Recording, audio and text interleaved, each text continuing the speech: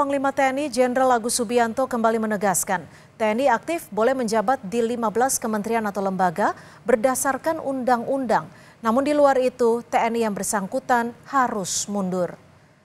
Pernyataan ini disampaikan Panglima TNI Jenderal Agus Subianto usai melakukan rapat bersama Komisi 1 DPR dan 3 pimpinan matra TNI, yakni KSAD, KASAU, KSAL, membahas revisi Undang-Undang TNI. Revisi Undang-Undang TNI tak hanya mengatur soal status militer aktif anggota TNI yang hanya boleh menjabat di 15 lembaga, tetapi juga soal usia pensiun anggota TNI.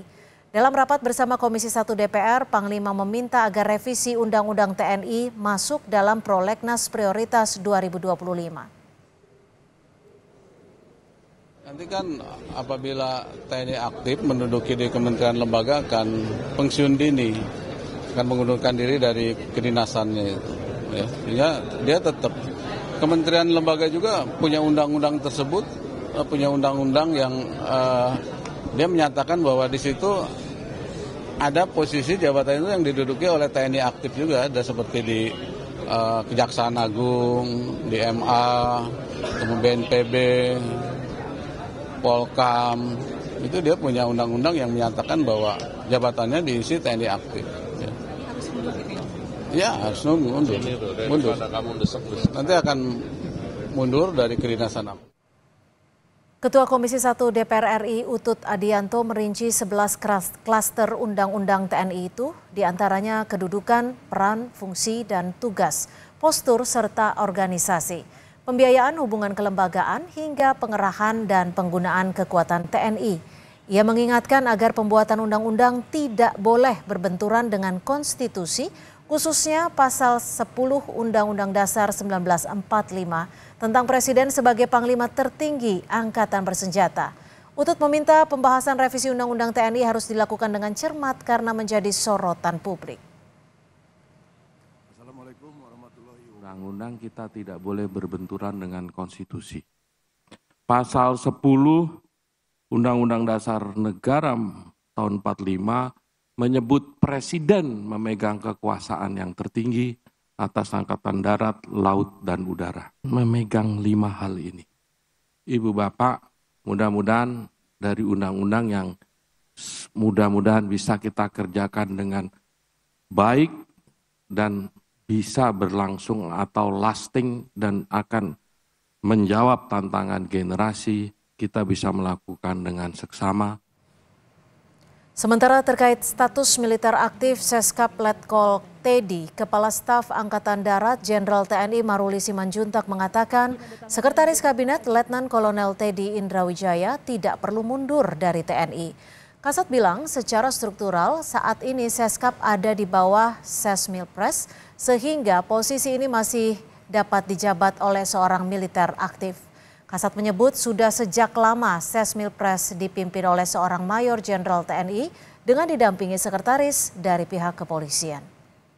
Kepada yang terhormat Presiden Republik Indonesia, dimohon. Pak Maruli, berarti penegasan Pak Letkol tadi tidak boleh tidak harus mundur gitu ya? Kalau berdasarkan dari juru bicara kepresidenan kemarin itu kan ada penyampaiannya bahwa ada Perpres bahwa Seskap di bawah Sesmilpres.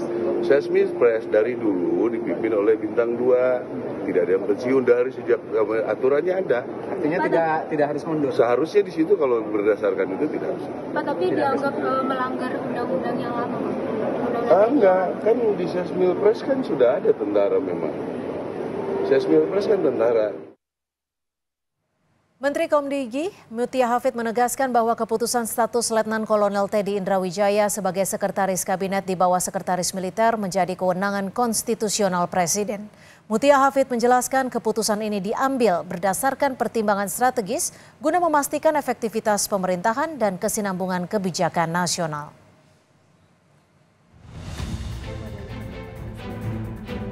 Kenaikan pangkat Sekretaris Kabinet Letkol Teddy Indrawijaya menjadi sorotan di tengah pembahasan revisi Undang-Undang TNI. Menteri Pertahanan Syafri Samsudin menyebut, merespons status aktif militer Letkol Teddy Indrawijaya yang saat ini menjabat sebagai Sekretaris Kabinet. Menhan menegaskan, Kalau Seskap memang tidak tergolong 15 lembaga yang bisa dijabat oleh prajurit TNI aktif, maka Teddy Indrawijaya pun harus pensiun dari jabatannya. Sebelumnya, Menteri Pertahanan Syafri Samsudin menjelaskan, dalam revisi Undang-Undang TNI akan ada 15 kementerian dan lembaga yang bisa dijabat oleh prajurit TNI aktif.